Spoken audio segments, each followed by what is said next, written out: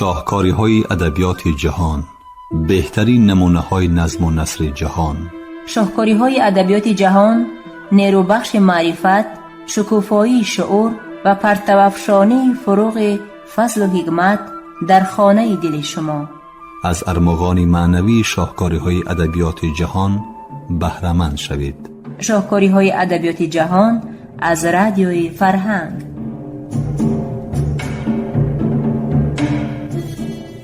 شنوندگان عزیز، گفتارمون را از سلسله خوانشی بدیعی از روی اثر نویسنده داغستانی رسول غمزاتف داغستانی من در قرائت عبدالجلیل امان بشنوید. گفتاری 20.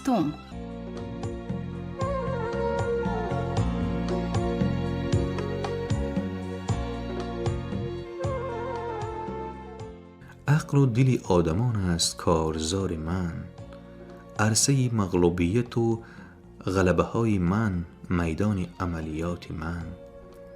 پس راستش را بگو من به چی کار می آیم؟ آیا خفی آن نیست که من برف را مانم و آن برف فردا آب شده رود؟ آیا من به کوزه تک شکاف آب نمی گیرم؟ آیا بر ملک دل من شراره از آن گلخن فروزان تو افتاده است؟ آیا بر لبان من قطره سوزان و آتشین و سرمست کننده از تو چکیده است؟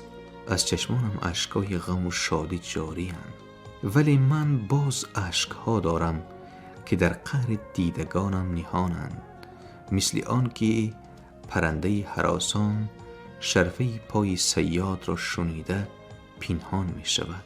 این اشکای نهانم نیز یکی اشک محبت و دیگری اشک حسرتند، یکی اشک غم و دیگری اشک شادی‌اند. موی سرم هم یک رنگ نیست، سیاه و سفید است. خودم نیز یک پای بر ملک جوانی، پای دیگر بر پیری نهادم. پیری و جوانی همیشه بین خود حرب و ضرب دارند و کارزار آنها دل من است. عشق من چون شاخه جفتی چنار، این یکی خشکیده دیگر سبز پوش. عشق من همچون عقاب قوشبال، این یکی پر می زند آن یک خموش. سینه من از دو زخم آزرده است، این یکی خونشار و دیگر ریش ریش. دایم احوال این گه شادی است جمع، گاه هجومی غم کند آن را پریش.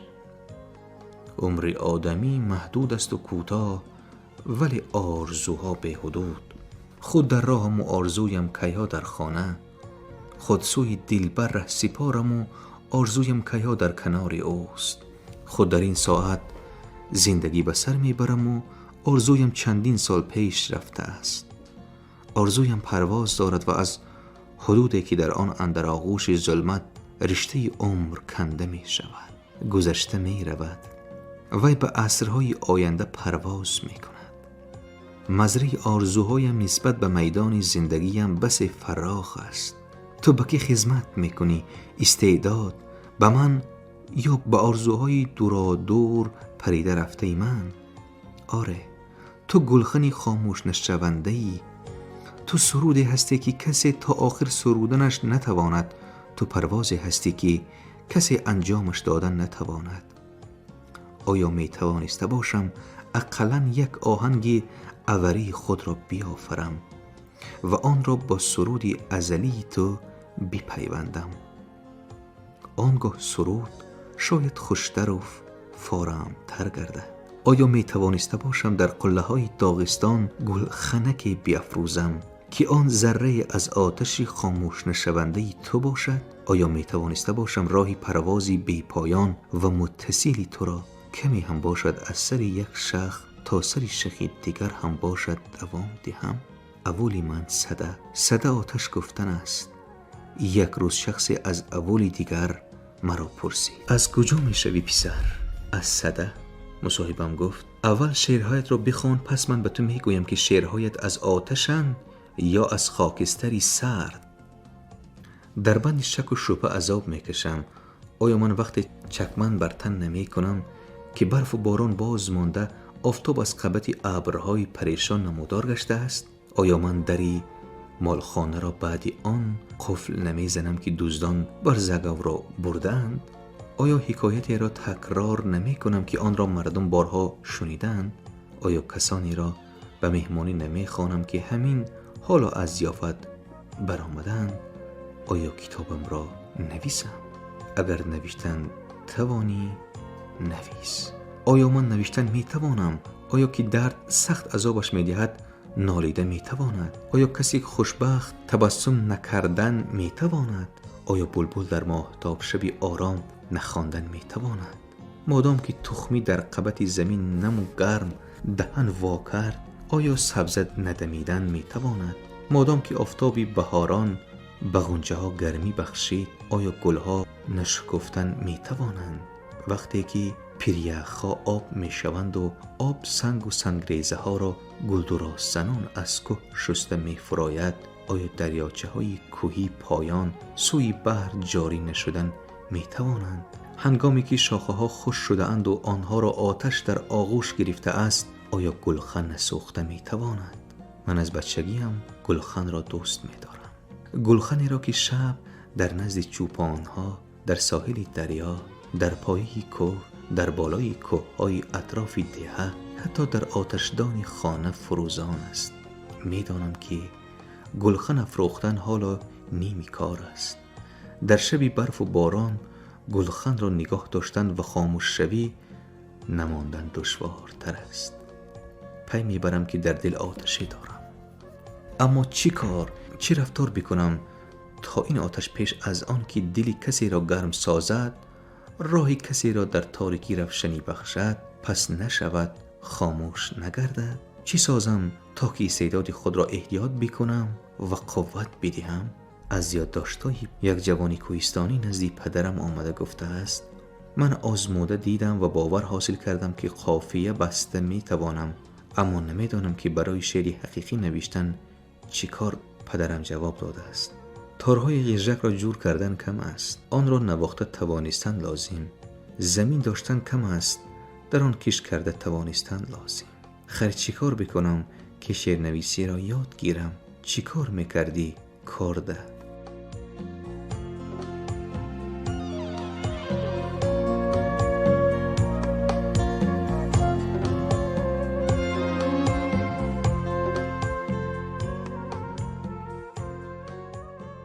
کار هر کی داند کار ما، شهد و شکر در کوباچی گو بیاید یک سفر.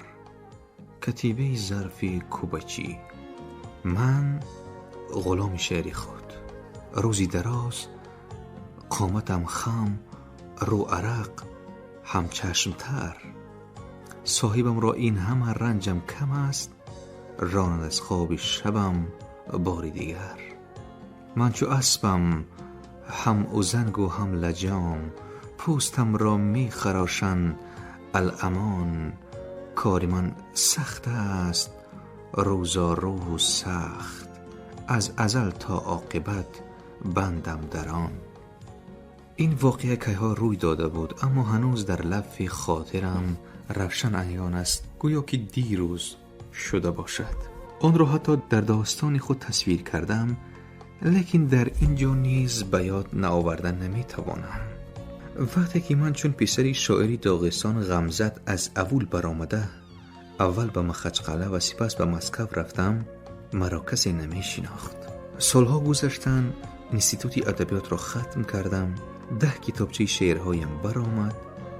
با یکی از آنها مکافات استالینی گرفتم، خانه‌دار شدم. خلاصی کلام شاعر رسول غمزت شدم. بعد این همه باز سفری اولمان را اختیار کردم. روزهای دراز جایهایی را که در آوان بچگی آنجا بازی می کردم دور می زدم. شخ و تپه ها، غار و جریها را تماشا می کردم. با آدمان صحبت ها داشتم. سرودی جویباران را گوش می دادم. در قبرستان سر به پایان افکنده خاموش می نشستم و باز سیری صحرا می برآمدم. در امریکا در زواد فورد تلی را دیدم که سنجشگاه بوده است و در آنجا اتومبیل های نو برآمد را می سنجیدند. چون این سنجشگاه نویسنده باید زادگاه او باشد. زنها از خشاوه گندم بر می گشتند، مانده و شلپر، سر و روها پرچنگ، دستا از تیغ علف بریده و خراشیده در سری راه نشسته نفس راست می کردن. نزدشان رفتم. نمیدانم مرا دیده در حقم گپ گشادن یا از این پیشم گفتگو داشتن. به هر حال شنیدم که زنی عرق روی خود را با یک دست علف پاک کرده گفت اگر از من می پرسیدند که آرزوی چیست می گفتم دلی بیغم و خاطری جمعی رسول غمزاتف. رسول بجای دل یک پرچه پنیر دارد مگر که هیچ وقت در نمی کند. طرفی مرا گرفت یک خیشم. ممکن یک پرچه پنیر نباشد اما به هر نوع گندم خیشاوه نمی کند. زنگ کارخواز او را پگاهی به کار خبر نمی کند و به خوراک پیشین رخصت نمی دهد. نمی داند که روزی مهنت چیست، آن را چه خیل به دست آوردن لازم و به عوضش چی می دهند.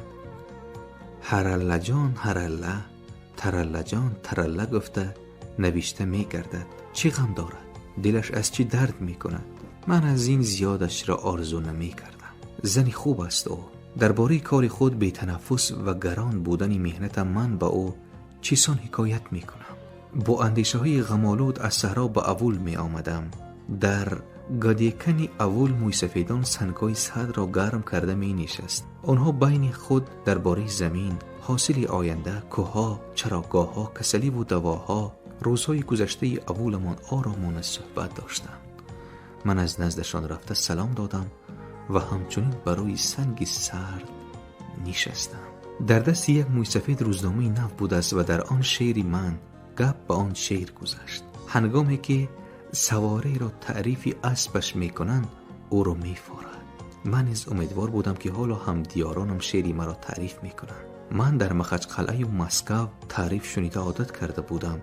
پیرمردی که در دست روزنامه داشت گفت پدری غمزت هم شعر می نویشت، تو پسری غمزت هم شعر می نویسی. آخر کار را کی می کنی؟ یا تمام عمر از یک بریده نان وزنینتر چیزی را نبرداشته زندگی کردنی هستی؟ شعر نویسی کاری من است. خط الامکان با توضح گفتم من، زیرا از چنین گردشی صحبت دست و پا خورده بودم. اگر شعر نویسی کار باشد پس بیکار خوجگی چیست؟ اگر سرود مهنت باشد پس حلاوت و استراحت چیست؟ برای آنهایی که سرود را می سرایند سرود حلاوت است، اما برای کسانی که سرود را می آفرند سرود کار است. کاری بی خواب و راحت، بی روزی دمگیری، رخصتی مهنتی. زمین برای تو چی باشد کاغذ برای من همان است. حرفات دانه و شعرها خوشه های منم. بیامان همین این سخن آرایی. زمین پای ندارد که بالای بام خانه من بیاید. من باید به صحرا رفته کار کنم. اما سرود خودش تو را گوجه‌ای باشی حتی در جای خوابت کافته می یابد. هر یک سرودت گویا مهمان است که درت را آمده می کوبد. پس هر یک سرود عید است. صحرای ما زندگی یک رنگی هر روزه ماست. موی سفیدانی گادیکان ما عقیده های خود را همین طور یا تخمینا همین طور اظهار می نمودند. آخر معنی حیات من سرود است. این خیل باشد حیات تو از اول تا آخر عید است. سرود کار استعداد است. کسی که استعداد دارد سرودی خوب نوشتنش آسان، اما آدمی که استعداد ندارد البته مهنت کردنش لازم، لیکن در این حالت مهنت چندان فایده نمی بخشد. این گپی شما نادرست. شخصی که کم استعداد است صنعت را کاری سهل می داند. وی پرندوار از سر یک سرود به سر سرود دیگر پریده می گردد. این خیل آدم اگر به عباره ما بگوییم خلطور می کند. ولی استعدادی بزرگ با مسئولیت برابر پیدا می شود و آدمی حقیقتا صاحب استعداد شعرنویسی را کاری بسی مهم و دشوار می داند. نه هر چیزی که می سرایند سرود است و نه هر حکایتی که می گویند حکایت.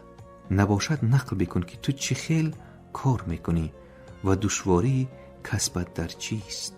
در اطرافم برزگرهای پیر می نشستند. من با آنها نقل آغاز کردم، اما پس از چند درک نمودم که چیزهای عادی ترین و برای من فهماترین را به آنها فهماندنم مشکل است. بنابراین گپم را گم کردم. شرم داشتم و لب از سخن بستم. موسفیدان گودکن آن روز بر من دست بالا شدند. من با آنها فهماندنی نتوانستم که چرا شعرنویسی دشوار است و عموما شعرنویسی خود چی کار است. از آن روز این جانب سالهای بسیاری گذشت، ولی اگر حاضر هم از من سوال میکردن همانا درست شرح دادن نمیتوانستم که کاری من از چی عبارت، چرا دشوار و از کارهای دیگر چی فرق دارد. جای کاری من کجاست؟ البته سری میزی کاریم، اما جای کاری من در پیراهه کوهی نیز هنگامی که سیر میکنم، وقتی که شعرهای و سخنها را اندیشه می نمایم، صداها نزدم می آیند، ولی من آنها را بیکار کرده یک سو می پرتایم. جای کاری من اینچنین در بالای قطار وقتی که من به مملکت دیگر سفر می کنم، زیرا محض در همین وقت که این از فکری شعری نوی به سرم آید. جای کاری من هم در بالای هواپیما است، هم در تراموای، هم در میدان سرخ، هم در ساحل دریاچه، هم در پیشهزار، هم در قبولگاه وزیره. در همه جای روی زمین جای کار من میدان کشتی من است. من کدام وقت کار میکنم؟ صبحگاهان یا شامگاهان؟ روزی کاری من چند ساعت دوام مییابد؟ 8 یا 6 یا 12 ساعت، یا خود از این هم زیاد؟ اگر زیاد باشد چرا من کارپرتایی نمی کنم و برای روزی کاری 8 ساعته مبارزه نمی برم؟ گفت در سری آن که من همیشه تا دمی که خود را می شناسم کار می کنم. در سری دسترخوان و در تئاتر، در وقت مجلس و در شکار هنگام چای نوشی و در مراسم دفن، وقتی سفر در بالای اتومبیل و در مراسم توی. حتی به خوابم مصرع و تشبیه ها، فکرها و شعرهای قریب تیار می درآیند. پس روزی کاری من حتی در خوابم دوام دارد. کیها کارپرتایی کردن لازم بود؟ من چه خیلی کار میکنم؟ به این سوال جواب دادن از همه دشوار است. گاه به نظرم میرسد که کاری من به همین کارهای دیگر مانند است. بعضا میبینم که کاری من خاصه کار است و آن را با یگان کاری که آدمان در روی زمین میکنند مقایسه نمودن ممکن نیست. گاه به نظرم چنین میرسد که همه مردم کار میکنند و من مفتخوری. بعضا گمان میکنم که یک خودی من کار میکنم و دیگران همه بیکار خوجند. پرنده را چه غم، خوانش آن یک عمر همان که پدر و مادرش یاد داده است. دریاچه را چه غم، هزارها سال همان یک آهنگ شیلدراس را به تکرار میخواند. ولی من در عمر کوتاه خود باید کوشیده سرودهای آفرم که به سالهای زیاد رسد. آدمی که نخستین بار در عالم یک پارچه زمین را شدگار کرده است شاید خیلی مشکلی کشیده است. آدمی که در جهان سرودی اولین را آفریده است این چنین خیلی مشقت دیده است. مادامی که 1000 کس زمین رانده‌اند کاری جفترانی 1001 آسانتر است، ولی مادام که 1000 کس شعر نوشته است کاری شاعری 1001 بسیط دشوار است.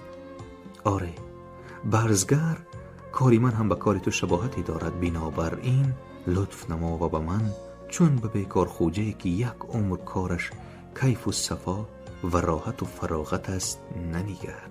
در شبهای درازی بیخوابی من هم مثل تو مزرعه خود را فکر می کنم.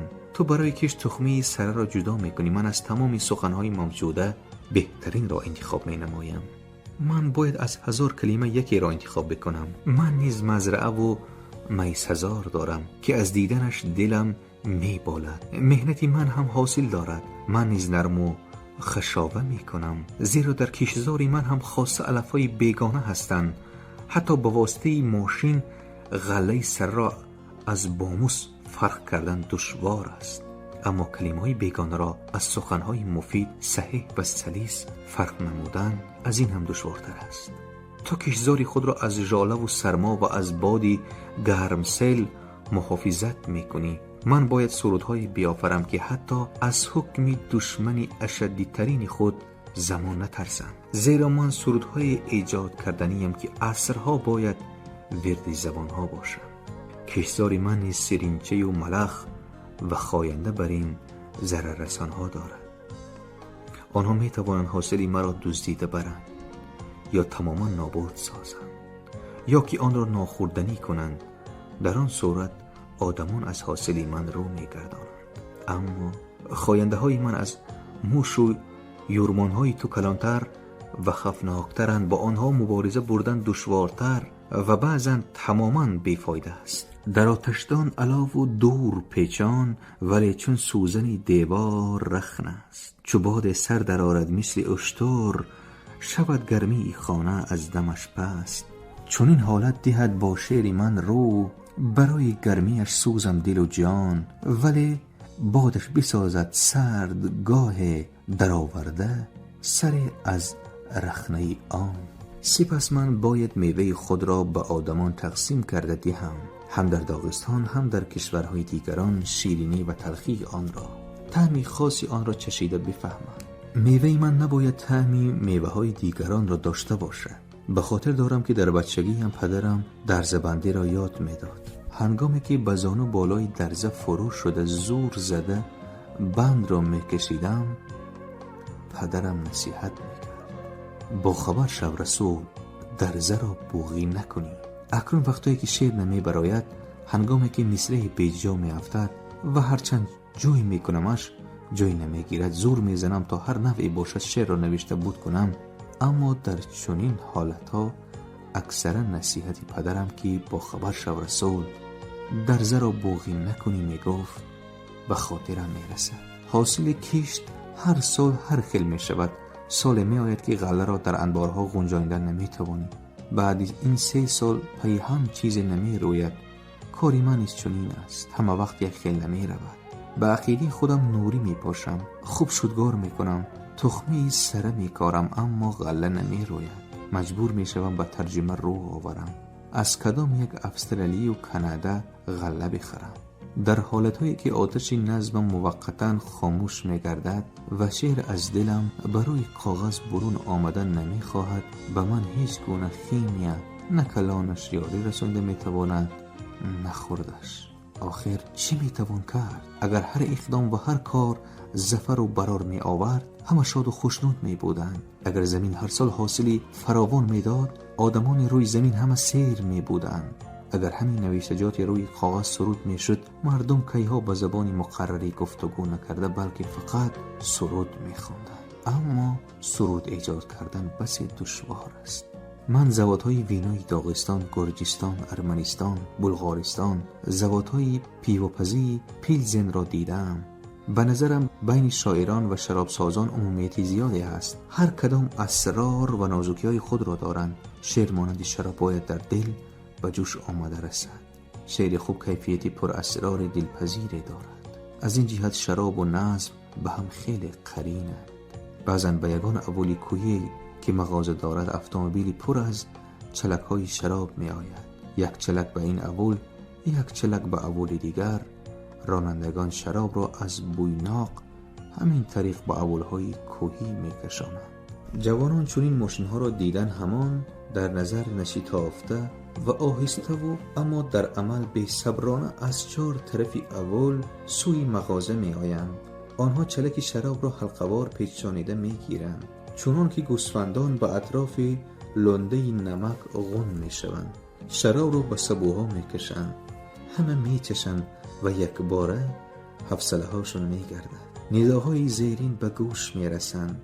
همین هم شراب شد، آبی خالی، آبی مقرری از جوی گرفتگی. این شراب را خودی مغازه‌دار نوشد. گناهی من چی؟ خود را مدافعه می کند مغازه‌دار. خودتان دیدید که چلک را ماشین آورد، در پیش چشمتان فرو آوردن، با فرو آوردنش یاری دادید. عیبی من چی؟ چیزی که آوردن همان را می فروشم، نخواهید نگیرید. در انبار شهر آدمانی بودند که پیش از فرستادن شراب به ناحیه، چلک را گشاده به قدر دلخواهشان شراب گردانیده می گرفتند و به جای آن آب خالی همراه می کردند. یعنی می گفتند در ناحیه به همین هم شکر می کنند. در انبار ناحیه عیناً همین کار را کارکنانی مقیاس ناحیه تکرار می نمودند و به اول همین خیلش هم می شود می گفتند. در اثنای راه راننده و باربردارها در هوای سرد کمی گرم شویم و ساعتهای دراز و دلگیر سفر زودتر گذرد گویان، باز چند لیترش را می گیرند و به جایش آب چشمه یا جویبار می ریزند. در نتیجه شرابی آب مانند یا آبی شراب مانند حاصل می گردد. مثل همین بعضی شعرها را خوانده کس نمیفهمد که در آنها چی بیشتر است، نظم یا گپ فروشی. این قبیل شعرها از نوک قلم شاعران تنبل که به مهنت ثباتکارانه صبر و طاقت ندارند انشا می شوند. اما به بحر رسیدن نرچه شوخاب گمان است، به مکه رسیدن پیاده‌گرد تنبل هم گمان است. هنگامی که دو کس به یک اسب سوارند هم دیگر را دستگیری می کنند. استعداد و کار هم گویا سوار یک اسبند. ابو طالب می گفت استعداد و مهنت در شعر باید مثل خنجر و غلاف به هم بپیوندند.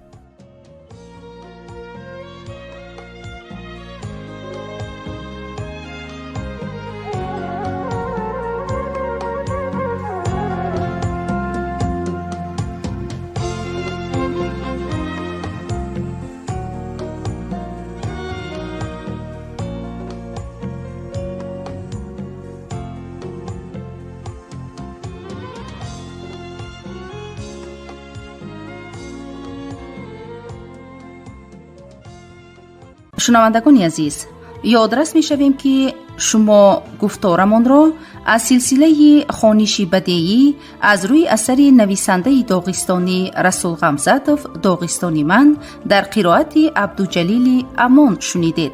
کارگردان موجیگول یوسفووا. پایان گفتار 20.